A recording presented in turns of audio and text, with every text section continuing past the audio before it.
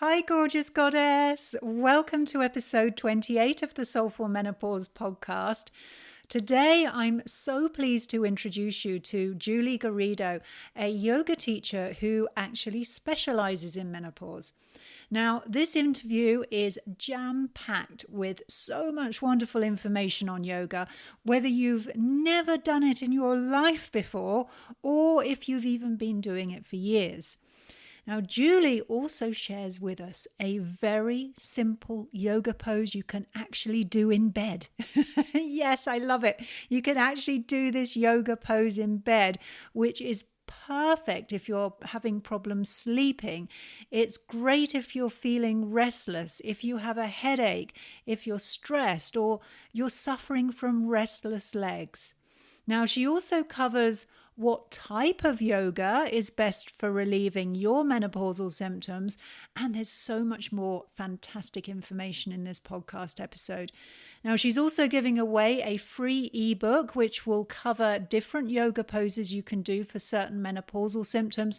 So please do come and join in with the conversation with us. It's great to have you here. Welcome to the Soulful Menopause podcast. Discover how to transform the chaos of menopause into vibrant health and a soulful life you'll love. I'm Sally Love, natural nutritionist and soul wisdom coach. I want you to experience a soulful menopause that'll guide you into the best years of your life.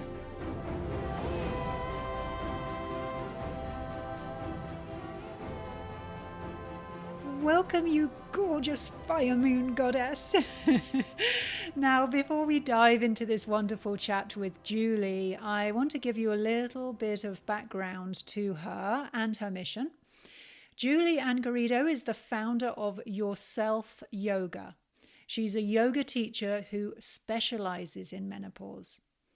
Now, Julie discovered yoga in her early 50s when she witnessed the tremendous positive impact that it had on her menopausal symptoms. And she wants women to understand that there are holistic solutions available to help you through this transition. She wants to inspire women who've never considered yoga before to just even embrace the possibility. And it doesn't matter if you can't sit cross-legged. It doesn't matter if you're not flexible at all. And as you'll even hear, it doesn't even matter if you can't walk. Yes, yoga can be completely adapted to your needs. Now, Julie is giving away a free ebook and access to her Facebook group, and you can find all the links for that and for her website in the show notes. So please don't forget to go there after you've listened to our lovely chat. Welcome to the Soulful Menopause podcast, Julie. I'm absolutely thrilled that you're here with us today. Thank you so much, Sally. Thank you for inviting me. I'm honoured, and it's nice to hear another British accent. Yes, I know. Two British ladies living in America. Yeah, who knew? You're in sunny Miami, aren't you? Yes, I am, but today it's not very sunny. Oh. It's quite cloudy, but yes, beautiful sunny Miami surrounded by palm trees. Oh, heaven. Oh, yeah. Okay, I'm closing my eyes and imagining I'm there with you right now. Oh, so, okay, so Julie, you're a yoga teacher who specializes in menopause. So I wondered if you could share your story of what drew you to actually working in this field. Okay, so let's rewind many years. So I'm now 57, soon to be 58. And when I was about 17, I started swimming. Fell in love with it and swam like, oh gosh, many days of the week for all those years and throughout pregnancies. Always loved being in the water and being super fit. And so then 5-6 years ago, we came to live in the States, my husband and I, and it was like imagine living in Miami, being able to swim outdoors in the pools. It was wonderful all year round. But I picked up a very bad ear infection and was advised not to swim again. I literally, it was so bad, I couldn't walk. It was really bad, destroyed my balance. Oh my And word. yeah, it was really severe. So, and my husband and other people we knew advised me to try yoga. And I could think of nothing worse. I I thought yoga was for hippies, and yeah, I had a sister who'd done it for years, and I thought she was crazy. Like, how can you possibly do yoga? Anyway, reluctantly, I gave it a go. And I didn't fall in love with it. In fact, I really didn't enjoy the session because I was so bad at it. And we laugh now because my husband was really good and I just couldn't do it. So throughout all those years that I'm talking about, I ran my own business. I was a PR and marketing company. So, and I was seated behind a desk for all those years. And despite the swimming, which you think would open hips and make your body very open, my hips were incredibly tight. So, you know, the very first pose where you sit cross-legged, I couldn't even do that. It was a real struggle. But I'm not one to be beaten, so I returned and kept going back. We had a private teacher actually come to the house because my husband's schedule's crazy and trying to find a class that fitted in with us. So she kept coming every week and something shifted. And I couldn't put my finger on it, but I felt great. And I kind of then looked back and noticed that this didn't bother me, that didn't trouble me, and all the little niggles and aches and pains, or even kind of mental anxiety didn't bother me as much. And I thought, wow, this is quite incredible. So I joined a studio and increased my practice. And when I was talking to friends about it and explaining, I was really kind of sad because so many women, like, say, my age, like over the age of 50, certainly, feel that it's not for them, that they can't do yoga, and also didn't share my belief that it would help them. So anyway, I decided to sell my company. I'd done 30 years running that company, and I wanted to do a complete U-turn and become a yoga teacher. So I took my teacher training, which that in itself was quite daunting because I was certainly the eldest in the room and everyone else must have been in their 20s. And qualified and made it my mission to find these ladies who had that belief that yoga was not for them and it wouldn't be able to help them. Even when I shared my story, because it's only kind of with hindsight when you look back, I could see how much it helped me going through those last few years of menopause, going into menopause, sliding into menopause. It really made a huge difference. So yeah, and that's when I decided to become specialised in helping ladies either through perimenopause, going through menopause, or post-menopause, help them find themselves, because a lot of people talk about losing themselves because so much changes physically and mentally when you're going through it. And really help them take back control of their life and show them that there's light at the end of the tunnel. So that's my mission. Fantastic. And so, well, I mean, I love yoga. I've been doing yoga for years and I do it every morning. Sometimes I just do it like for 15-20 minutes in the morning. It's what I tend to do. And sometimes go to it later on in the day or the evening before bed if I'm feeling a bit restless. So, you know, I'm a huge fan. Nice. And I was just wondering if you can share with us how yoga actually alleviates the symptoms of menopause. Ooh, okay. So, in many, many ways. So, physically, when perimenopause is when our hormones start to fluctuate and can happen from, like, let's say 40s onwards. Some people do go through it a little bit earlier. And when estrogen drops, that's when it starts to cause issues. So there are a variety of poses that can stimulate the endocrine system, which is a system like in our body, which has all these different glands. And because the ovaries are no longer producing as much estrogen, the body has to draw estrogen from other places. And these places are literally all over the body. So, for example, the adrenals, near the kidneys, um, they have to step up and play their part and supply some extra estrogen. And there are lots of poses whereby these glands are stimulated, particularly, for example, a forward fold, where you're folding forwards and your head is down. That stimulates the pituitary gland. And all these different poses we can put together, and we can kind of balance out these hormonal fluctuations.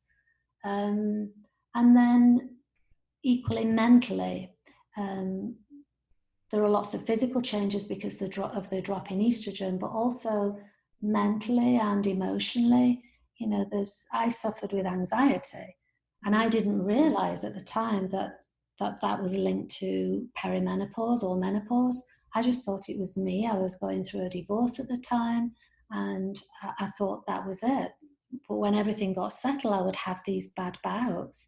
And now, of course, I know. And I'm sure there's many people out there don't realize, the number of things linked with this transition that we go through. Mm-hmm. And there are lots of restorative and very calming, nurturing poses that we can do to help calm our nervous system.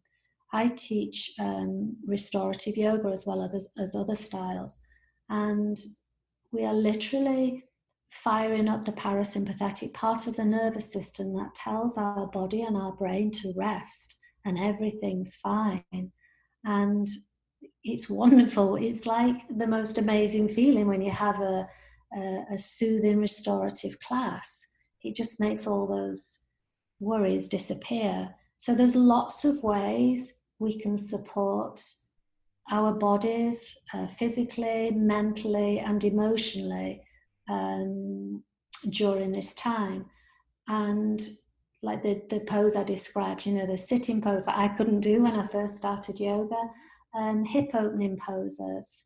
A lot of ladies complain of joint pain, literally aches in the joints, and also muscular pain. And we can address that with yoga too. And also, we as ladies, we store a lot of our emotions in our hips. And if you do it now, if you tense your body, imagine like there's something scary coming towards you and you hold your body, your hips tighten. And if you're in a prolonged state of stress, the amount of tension that you're holding in your hips alone can be quite significant. So in yoga, we do lots of hip opening poses, and they're not poses that are going to make you very uncomfortable. They can be done in a restorative manner. So, oh gosh, there's millions and millions of ways in which, we can address all these different symptoms, from hot flashes, night sweats, through to insomnia, sleep. There's different yoga styles we can do to help with sleep, disrupted sleep patterns, anxiety, aching joints, mood swings. Yes, there's a lot we can do through yoga. Mm-hmm. And I know certainly for myself that when I do yoga in the mornings, it's a very meditative practice for me. I'm just so very present with my body. I'm present with my breath. I'm feeling my body as I move into these different poses. And it's really blissful because, you wake up in the morning and it's like this beautiful stretching, and I don't think, well, I know for sure that a lot of humans don't do this. And I think you've got dogs as well as I have, and anyone who's got dogs and cats as well, they've been sitting down for a while. The first thing they do is stretch. Yeah. And I mean, that's why a lot of the yoga poses are named after animals. Yeah. They studied animals and nature in great detail, and saw how intelligent they were in adopting some of these shapes. And the yoga poses I find are so intelligent, the way they are put together, and how they impact on the body in such a safe way. But the benefit that you can get, like you're describing, like the kind of mental release is wonderful. Absolutely, especially in the mornings. Really, really good. Yeah, it's a form of meditation for me. And in fact, the locust pose I do with my hips, and I know that when I sit in that for a while, and if I'm following something online, I'll always pause it at that point, because I love to sit with that for a while, and then I can sometimes feel like these emotions coming up, or these sensations coming up that have been stored in my hips, as you say. And so it's wonderful to just be in that pose for a while and let them wash over me, let them come up and release, and you gradually feel your body. One release happens and you feel your body soften, and then the next release happens and you feel your body soften even more. It's such a wonderful practice. It is. And no one told me about the tension and emotions being stored in your hips. And I remember one day, and I was in pigeon pose, and I had my head down and I could feel the tears starting, and they were just splashing onto my mat. And I didn't know what had caused it, but it was just this roller coaster of emotions just coming out. Just incredible, really. Yeah. So no, there are so many poses, physical poses, but also breath work as well.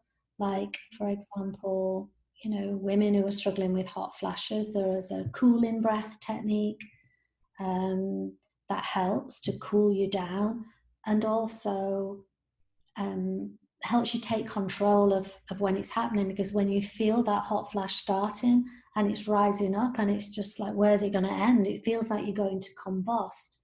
And it's good to kind of kick in with that breathing technique, and it lets you take back some control, I think, because there's nothing worse than feeling out of control. You can't stop this thing that's happening to you. So insomnia, cooling, restorative poses, calming down the body, preparing you for sleep, and maybe more vigorous yoga sequences when you've got a low mood or you're feeling quite sluggish, and then gentle sequences for when maybe you are having hot flashes. You don't want to generate too much heat in the body and make it even worse. So just very gentle, slow moving sequences. And they can be tailored, to exactly what you feel like on that day. I like to say to my ladies, this is a box of tools, and you take out those tools to suit you. And, if you've not slept the night before, don't embark on a really vigorous practice. Listen to your body and be guided by what your body's telling you. And, spoil yourself. Lie down on a bolster, put an eye pillow on, sprinkle some lavender around, some soothing music, and kind of indulge yourself, because physically and mentally and emotionally it's a very tough time for a lot of people. Yeah, I mean, as I say, it really starts my day off in the right way. And for me, it's sort of combining meditation and yoga at the same time, because I love to do a meditation practice. And sometimes if I haven't got enough time to sit and do a meditation as well, my yoga is my meditation, because I'm just literally focusing on the breath, on the body, and you know, how it's all feeling, and I'm very present, you know, present moment awareness for 20 minutes, and then I feel, wow, I'm all loosened up and ready for the day ahead. It makes a huge difference to me. So that's a sort of a mental and a physical, and I think there are definitely emotional and spiritual benefits as well. We've talked about the emotional benefits of being in a pose and suddenly feeling, you know, the emotions coming up. And I think I said locust pose when I meant pigeon pose. So yeah, pigeon is one of my favorites for that. And just seeing, I mean, physically seeing, I mean, you know, really being present to what comes up in certain poses. Yeah. And of course, on a spiritual level, it connects you with your higher self. I think the meditative side of it, especially when you're holding poses for longer, either restorative or yin. I also teach yin yoga, where we hold a pose for 3 to 5 minutes. That gives you an opportunity to just sit or lie down and be with your own thoughts. And so many people say, oh, no, I can't meditate because I can't switch off my mind. And I always say, but no one's asking you to. Mm-hmm. You know, just let your thoughts come and go, just don't engage with them. And I find yoga taught me the ability to be able to stand back and separate myself from my mind and understand that you are not your mind. Those are just thoughts, and become like an observer. And maybe it teaches you this kind of time delay, you know, where normally you would react to something, that situation that may occur. It's like I'm on a time delay, and it's like, no. And like I will hold myself back. So it's just incredible how it can touch all these different things. It really is. Mm-hmm. And I love when you set an intention for your excuse me, Yeah. you set an intention for your practice, and then an intention, you know, that you want to carry with you throughout your day. Yes, it is. It's so lovely. And I know one lady said to me one day, she was really angry about something, and she came for a lesson, and she was like steaming mad. And at the end of the lesson, she said, I can't even remember what I was mad about. Isn't that wonderful? Yeah, like, you know, it was so important, and so, you know, like taking over all her emotions, and at the end she couldn't even remember what it was. Oh, So fabulous. Yes. right. Wow. What a support in life that is. Yeah, so I think my mission really is, you know, to tell ladies who are going through this time that yoga can help in so many ways. And then the next bit is, and if you think you can't do it, oh yes you can. I teach two ladies who are in their 70s. One can't walk, and we do chair yoga. You know, there's so many ways to move the body and achieve the same benefits, as it were. But it can help you refine or rediscover you, and put you back on this road to wellness. Help you find yourself again, find your spark, find that vitality. And you were saying earlier, Julie, you mentioned a couple of things that you do: yin yoga and restorative yoga, and of course people have probably heard about Ashtanga and Hatha, and there are so many different forms out there. I wonder if you could speak a little bit about that, maybe like how do we choose what form of yoga to do? Do we have to choose a certain form of yoga? No, not necessarily. You know, I would say, for example, like hot yoga, and Ashtanga, which is quite vigorous. Maybe not for when you're going through menopause and you're really struggling, because they're quite intensive. But I practice Ashtanga because I really enjoy the discipline. I like to practice yoga with no music, and a lot of studios you go to and classes, there's always music, and you know, each class is different, completely different. Whereas in Ashtanga, you follow a very clever, intelligent sequence, and it's always the same. And I enjoy that discipline, and I enjoy holding a pose for so many breaths. But I think like restorative and yin are great at this time, because yin gives you that calm and peace, and is working the fascia, the connective tissues in the body. Most exercise we're working our muscles, and this is completely different. And as we get older, our fascia tends to get drier. It's like a spider's web.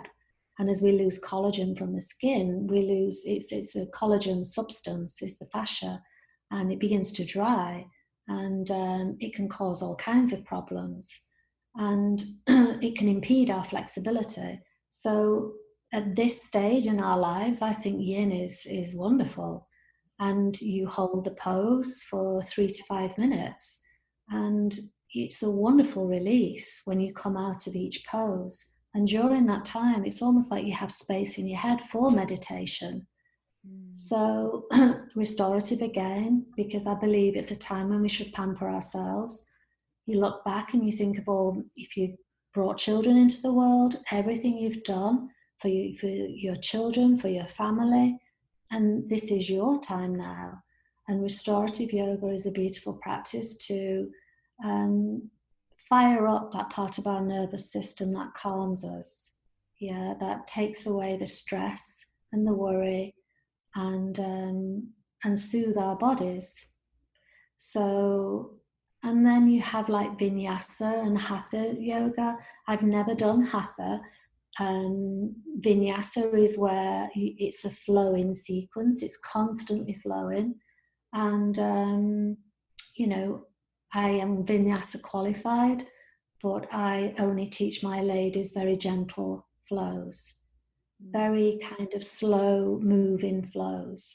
So I would say, yeah, I would say, you know, be aware of the different styles, and, you know, experiment with them, but try to find a teacher who can vary it, you know, who can offer more, or find classes where you can do different ones, maybe 2 or 3 a week or something.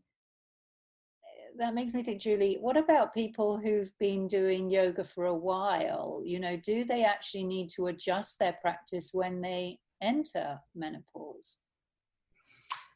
I think yes is a very short answer. The long answer would be, I think, like say for yourself, it's good to be aware, it's good to listen to your body.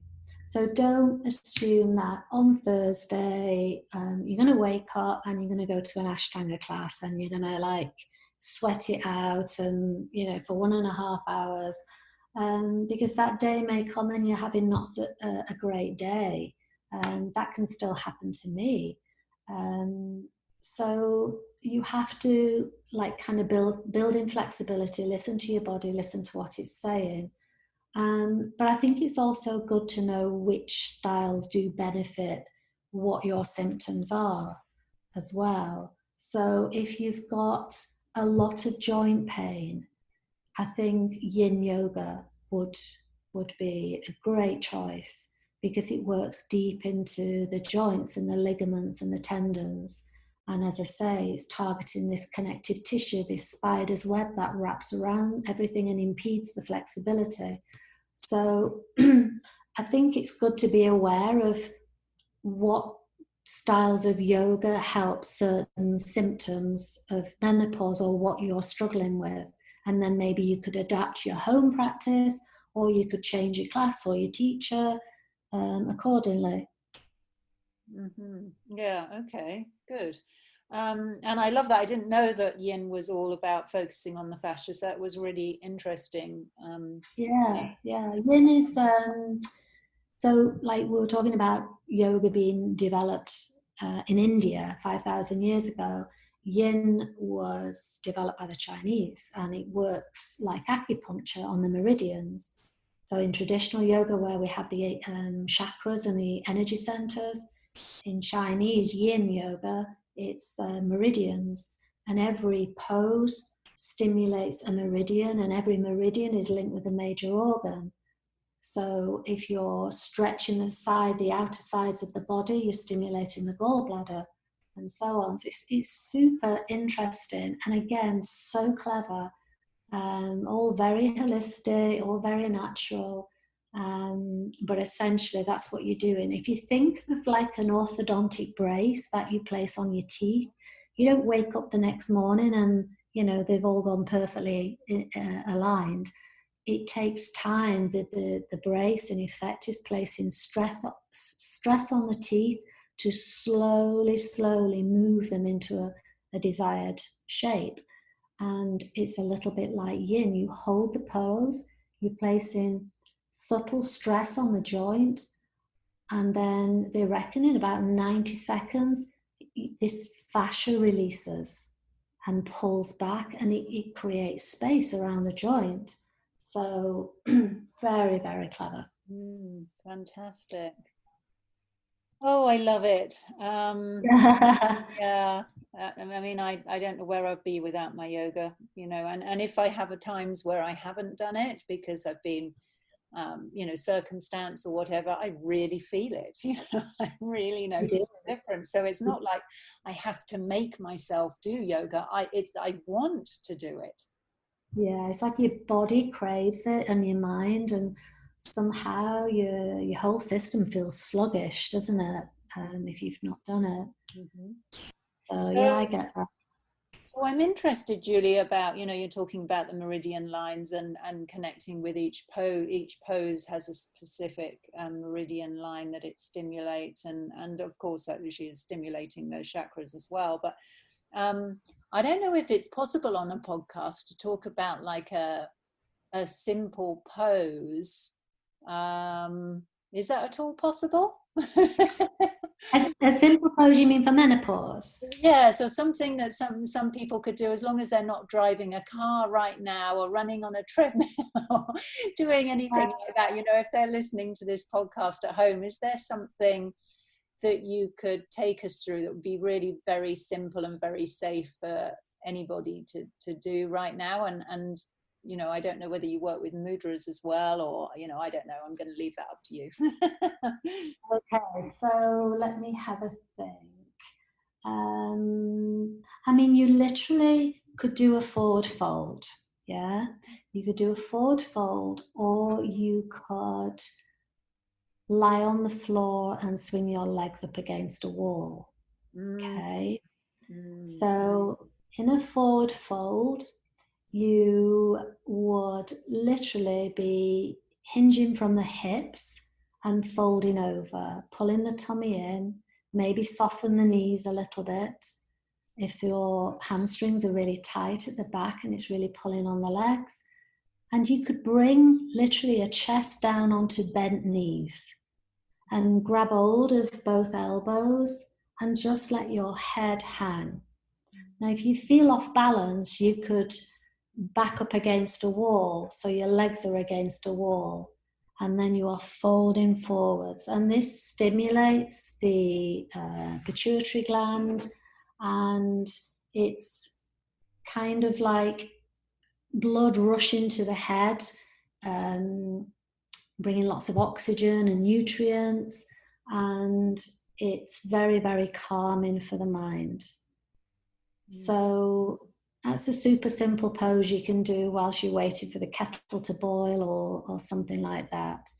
And then, stay there for as long as you like. And then very slowly, as if you're rebuilding your spine, vertebrae by vertebrae, you would literally bring yourself back up into a standing position. With the legs against the wall pose, is brilliant for before you go to bed, or even if you wake up in the night. So you've had night sweats or just really bad broken sleep. Swing yourself round and swing your legs up against the headboard. Okay, you could place a pillow underneath your head. And again, this is great, especially for if you have restless legs. You know, the horrible restless legs you can sometimes get. That's super soothing. And again, this lowers the blood pressure, lowers the heart rate, and is very, very calming for the mind. And it can, because there's nothing worse when you can't sleep and you're tossing and turning and you can't get comfortable. This calms the mind and makes you drowsy again. It's my go-to pose in the afternoons, actually. You know, when you have that mid-afternoon lull and it's like, oh gosh. So very often I just lie down, put my legs up against the wall. It's good sometimes if you can kind of prop your bottom on a folded blanket or even a cushion, just to elevate the pelvis a little bit. And if you are suffering with, you know, menstrual cramps or something like that, it enables blood to pool in the pelvic area. And again, it's this kind of soaking effect, like nourishing the organs with blood and fresh blood and oxygen and so on. So two simple poses. You don't need a yoga mat. Anyone can do that. And if you can't get your legs up against the wall, some women can't, put them up against a chair or the couch, bend your legs and put them up that way. Fantastic. And I love legs up the wall for if I get a headache. It just can get a headache completely. Start feeling a headache coming on, get my legs up the wall, obviously as long as I'm at home. Standing in a queue at the shops. Whoa, hold on a minute, I'm going to lie down, get my legs up. Oh, I'd love to have the confidence to do that. I know, wouldn't you? Menopausal woman. Oh, wonderful. But yeah, that really does, that really does clear a headache for me. I just find that amazing support. So, Julie, do you want to just talk a little bit about how you actually work with people? If people are really interested in trying yoga, they've got to know a little bit about you and how you work. Maybe you could just talk a little bit about what you actually offer. Okay, so my company is called Yourself Yoga. Why? Because this is a time for you, for yourself, to indulge yourself and look after yourself. So that's my company. You can follow me on Facebook, you can follow me on Instagram, and I do have a website, yourselfyoga.com. But I've recently created a Facebook group, which is called Yoga for Peri/Menopause. And there are almost like 200 ladies, and I share in that group lots of information. Each week we tackle a different subject. So this week we're doing joint pain, and we look at poses we can do. We look at how we can maybe modify our diet, what supplements we might be able to take, and just the overall understanding of, why do you get joint pain in menopause? And there's a very simple explanation for that. And I just found there was nowhere really for that kind of information. There are lots of groups out there for menopause, but they tend to be, and don't get me wrong, there's a place for this as well, but they all tend to be groups whereby people are just interacting and swapping stories about the symptoms, and there was no one in an authoritative way saying, this is why, this is what happens, this is what you can do. So I want it to be like that source of knowledge and help. Now, also in the group, I do free classes twice a month, And again, it might be yin, it might be restorative, it might be a slow flow. I always give a theme to my classes as well, which makes it fun. So, and when you join the group, I send you a copy of my ebook, which is free. And it's a book that I put together really just to kind of demonstrate in a very simple way how yoga can help menopause, what yoga is, what menopause is, how the two can come together, and then an outline of a few simple poses, just so people can get a flavour of what it is really. So yoga for peri-stroke menopause, that's the group, and I urge anyone who is interested and has never done yoga before, don't let that stop you. Join the group. There's lots of beginners in there, and lots of information to be had. And then try a class. No one can see you. You would be on your own. You would be at home in your own room, and you may find you enjoy it. Wonderful. Thank you, Julie. Now, do you have any final words of wisdom you would like to share? Anything else that we haven't touched upon you think people would like to hear about? I think I would urge everyone to try and find the positive in this time. I know it's very difficult, challenging physically and mentally, but to look at some of the positives, and maybe this is a time where you take stock and say, you know, I need to change a few things here. So rather than keep fighting it, I had to let go of my swimming, and that was really, really tough. But hey, look what happened to me. Yeah, a new door opened. So yeah, go with it. Go on this journey with an open mind and an open heart, and you will be surprised where it can take you. Oh, I love that. Thank you so much, Julie. Thank you, Sally. Thank you. Okay, so now don't forget, head straight over to the show notes right now so you can click on those links to get your ebook and join her Facebook group and pop over to her website. To find out more about how you can live a soulful menopause, please visit soulfulmenopause.com. I'm really looking forward to being with you again soon. Bye for now.